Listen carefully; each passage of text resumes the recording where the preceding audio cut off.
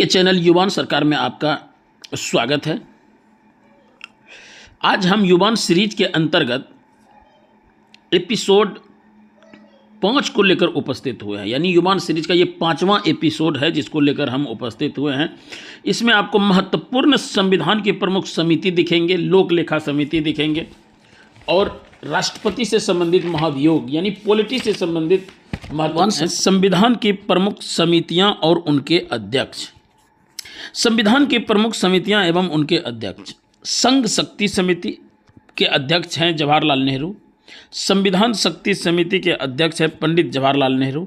संचालन समिति के अध्यक्ष हैं डॉक्टर राजेंद्र प्रसाद। प्रक्रिया समिति के अध्यक्ष हैं डॉक्टर राजेंद्र प्रसाद। प्रारूप समिति के अध्यक्ष हैं डॉक्टर भीमराव अंबेडकर। प्रांत संविधान समिति के अध्यक्ष हैं सरदार वल्लभ भाई पटेल। प्रमुख अनुच्छेद, कुछ ऐसे अनुच्छेद हैं जो बहुत ही महत्वपूर्ण हैं, अक्सर तमाम तरह के एग्जाम में पूछे जाते हैं या जो भी कॉम्पिटिटिव एग्जाम है अवश्य पूछे जाते हैं। जिसमें प्रमुख अनुच्छेद है अनुच्छेद 44 समान सिविल संहिता यानी समान नागरिक संहिता, जो पहला राज्य उत्तराखंड है जिन्होंने कानून बनाकर पारित किया था। अनुच्छेद 48A पर्यावरण संरक्षण। अनुच्छेद 50 न्यायपालिका एवं कार्यपालिका के शक्ति का पृथकीकरण। अनुच्छेद 50। अनुच्छेद 51 अंतर्राष्ट्रीय शांति यानी भारत की विदेश नीति का संबंध अनुच्छेद 51 से है। लोक लेखा समिति, इस समिति में कुल 22 सदस्य होते हैं। लोकसभा से 15 सदस्य और राज्यसभा से 7 सदस्य होते हैं। लोक लेखा समिति का अध्यक्ष हमेशा विपक्ष का नेता होता है। इस समिति को नियंत्रक, महालेखा परीक्षक का मित्र या मार्गदर्शक कहते हैं।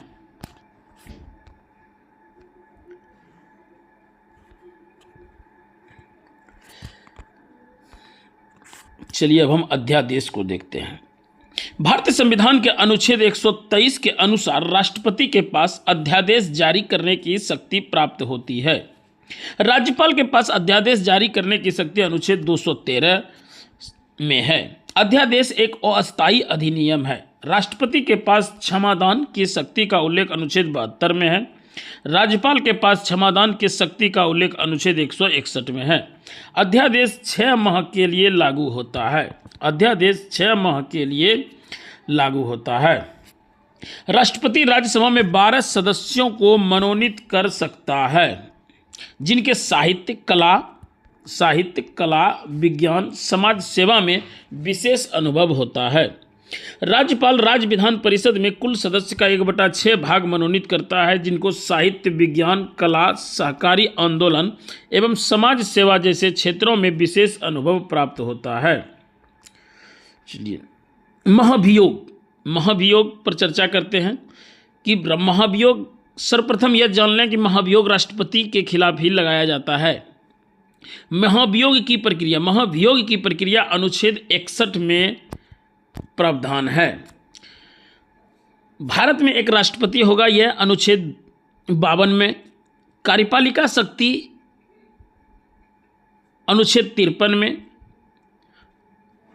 और राष्ट्रपति का शपथ अनुच्छेद 60 में है और महाभियोग की प्रक्रिया राष्ट्रपति का अनुच्छेद 61 में है।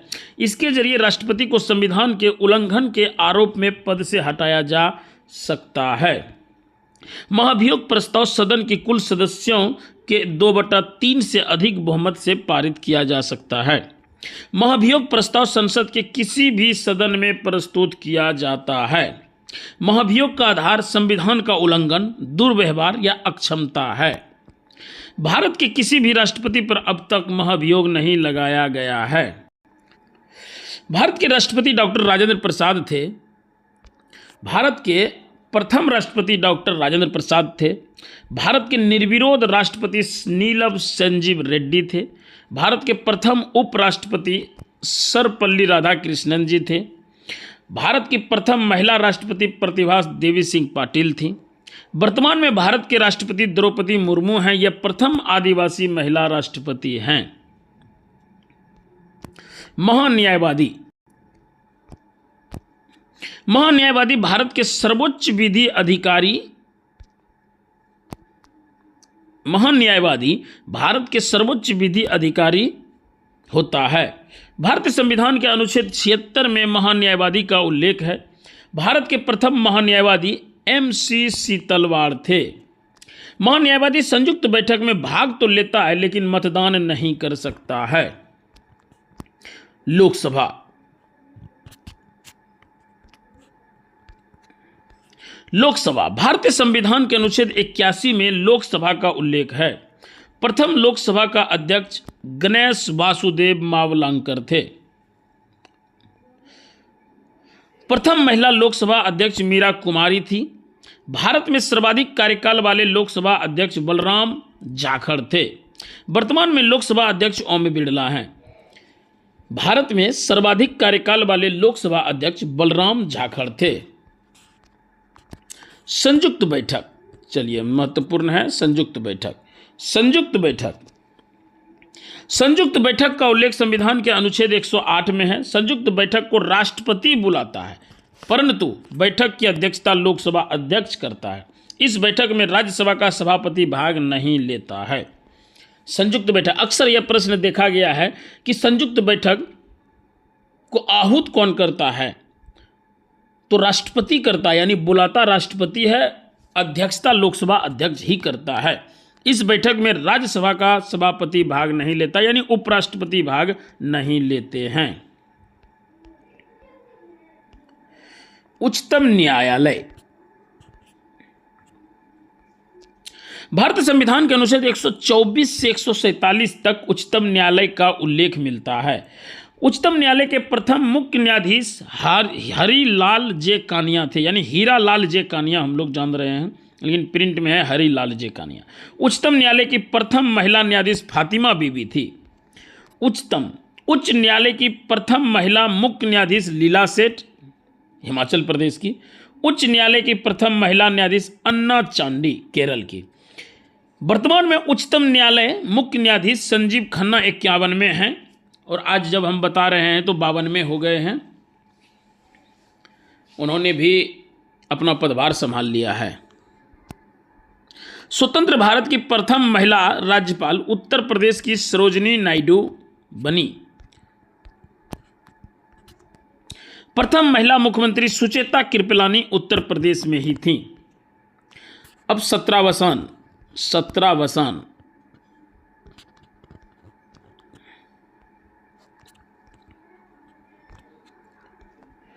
सत्र को शुरू करना सत्र आहूत कहलाता है। सत्र को शुरू करना सत्र आहूत कहलाता है। सत्र को समाप्त करना सत्रावसान कहलाता है।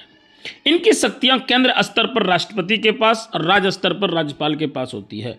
राज्यपाल को विधानसभा का सत्रावसान करने की शक्ति प्राप्त है। राष्ट्रपति को संसद का सत्रावसान करने की शक्ति प्राप्त है।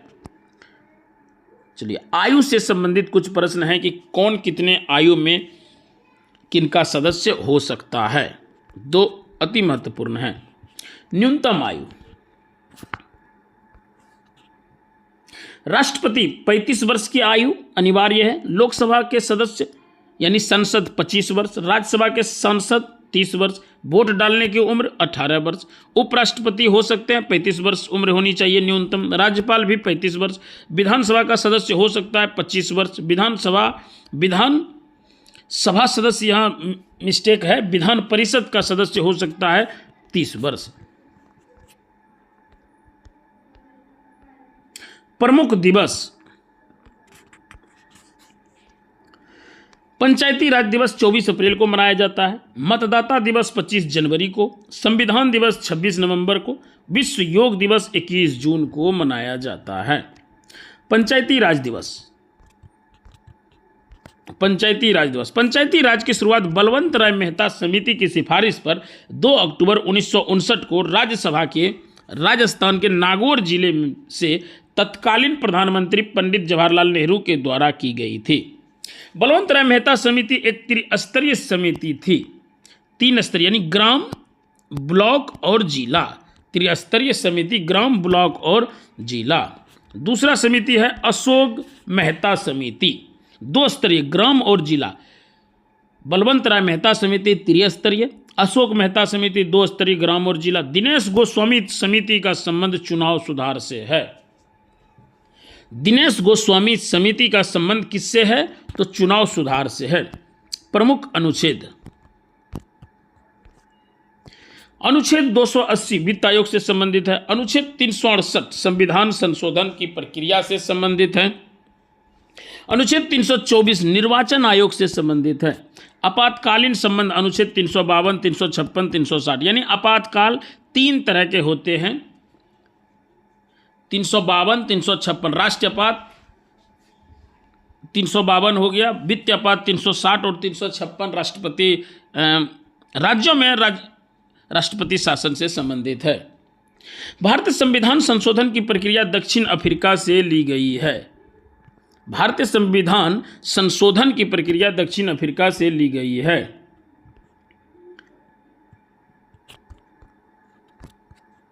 वर्तमान में कुल 6 राष्ट्रीय राजनीतिक दल हैं।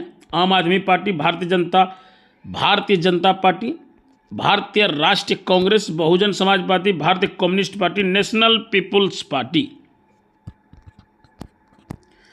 छठी अनुसूची, भारतीय संविधान की छठी अनुसूची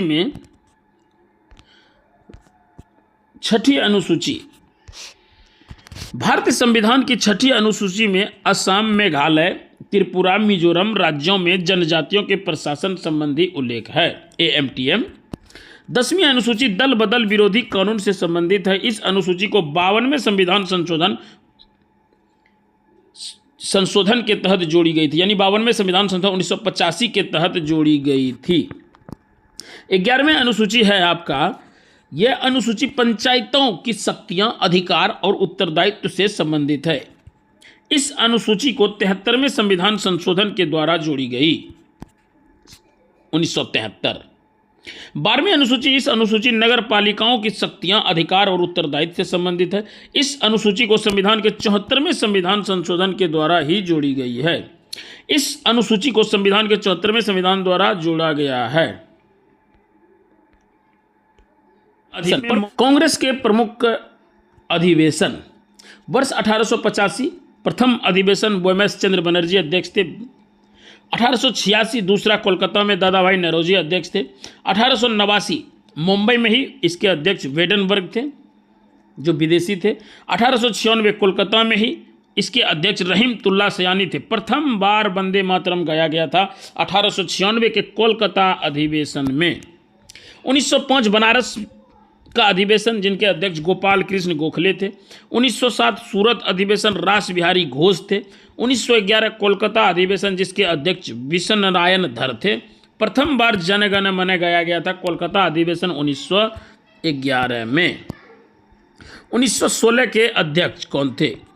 1916 इनका अधिवेशन लखनऊ में हुआ था। अध्यक्ष अंबिका चरण मजुमदार थे। 1954 के अध्यक्ष महात्मा गांधी थे। एकमात्र अधिवेशन जिनकी अध्यक्षता महात्मा गांधी ने की थी 1924 में, वो थे बेलगांव अधिवेशन। 1925 प्रथम महिला अध्यक्ष 1925 कानपुर में, यानी भारतीय महिला अध्यक्ष। 1917 में से एनी बेसेंट ने की थी, लेकिन प्रथम भारतीय महिला अध्यक्ष सरोजनी नायडू जिन्होंने कानपुर की अध्यक्षता की थी 1925 में। 1929 में लाहौर अधिवेशन जिनके अध्यक्ष पंडित जवाहरलाल नेहरू थे। 1931 कराची का अधिवेशन सरदार वल्लभ भाई पटेल अध्यक्ष थे। 1938 हरिपुरा का अधिवेशन सुभाष चंद्र बोस अध्यक्ष थे। 1940 रामगढ़ का अधिवेशन जिनके अध्यक्ष अबुल कलाम आजाद जो सबसे कम उम्र के अध्यक्ष चुने गए थे। 1948 जयपुर के अधिवेशन जिसके अध्यक्ष पट्टाभी सीतारमैया थे। प्रमुख पुस्तक एवं उनके लेखक कादंबरी के लेखक बाणभट्ट, राजतरंगिणी के कलहन, सूर्य सिद्धांत के आर्यभट्ट थे।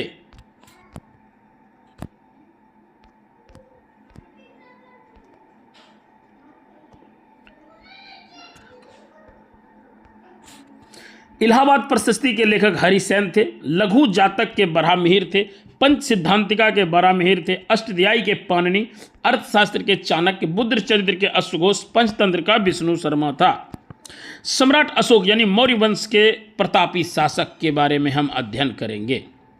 मौर्य वंश मौर्य वंश के संस्थापक चंद्रगुप्त मौर्य है। मौर्य वंश के तीसरे शासक सम्राट अशोक का विधिवत राज्याभिषेक 269 ईसा पूर्व में हुआ था। अशोक के शासनकाल में 261 ईस्वी में कलिंग का प्रसिद्ध युद्ध हुआ, जिसका वर्णन अशोक के 13वें शिलालेख में है। अशोक के अभिलेखों को सर्वप्रथम जेम्स प्रिंसेप ने पढ़ा था। अशोक के प्रथम शिलालेखों में पशु बलि की निंदा की गई है। कुछ शिखर सम्मेलन हैं राष्ट्र संघों के, जैसे आसियान। आसियान दक्षिण पूर्व एशियाई राष्ट्र संघ हैं। इनकी स्थापना 8 अगस्त 1967 को, यानी आसियान की स्थापना 8 अगस्त 1967 को, मुख्यालय इनकी जकार्ता, इंडोनेशिया। इस संगठन में कुल 11 देश शामिल हैं। कौन है? म्यांमार हैं, थाईलैंड हैं, Cambodia, Laos, Vietnam, Malaysia, Singapore, Brunei, Philippines, Indonesia, Timor list, यानी नवीनतम देश तिमोर लिस्ट हैं। भारत इस संगठन का सदस्य नहीं है, यानी आसियान का सदस्य भारत नहीं है, क्योंकि ये पूर्व में ही लिखा गया है दक्षिण पूर्व एशियाई राष्ट्र संघ, इसलिए इसके भारत सदस्य नहीं हैं।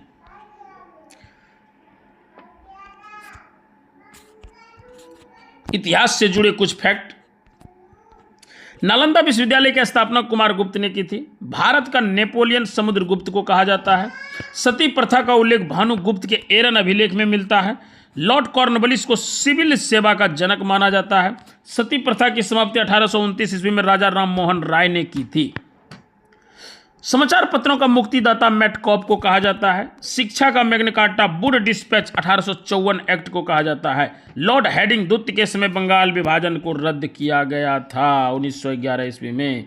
प्रमुख वादक, यानी किनके कौन से वादक हैं? पंडित रविशंकर सितार वादक, जाकिर हुसैन तबला वादक, उस्ताद बिस्मिल्लाह खां शहनाई वादक, पंडित जसराज तबला वादक, आर.के. श्रीराम कुमार वायलिन वादक, अमजद अली खान सरोद वादक, विश्व मोहन भट्ट मोहन बीना वादक, असद अली खां, कौन है रे कल्लू? असद अली खान रुद्र बीना वादक, संसद निधि जिसको एमपी लेट कहा जाता है, एमपी लेट्स, संसद सदस्य स्थानीय क्षेत्र के विकास योजना, यानी एमपी लेट, संसद सदस्य स्थानीय क्षेत्र विकास योजना। इसकी स्थापना वर्ष 1993 में तत्कालीन प्रधानमंत्री पीवी नरसिम्हा राव के समय हुई थी। संसद निधि की वर्तमान राशि 5 करोड़ रुपया सालाना है। राष्ट्रपति द्वारा मनोनीत सांसद अपनी संसद निधि का उपयोग भारत में कहीं भी कर सकता है। इस निधि का उपयोग लोकसभा सांसद अपने निर्वाचन क्षेत्र में कहीं भी कर सकता है। तो युवान सीरीज के अंतर्गत आज हम लगभग अधिकतर पॉलिटी के ही प्रश्न को हमने देखा है। तो युवान सीरीज को आज हम यहीं समाप्त करते हैं। धन्यवाद।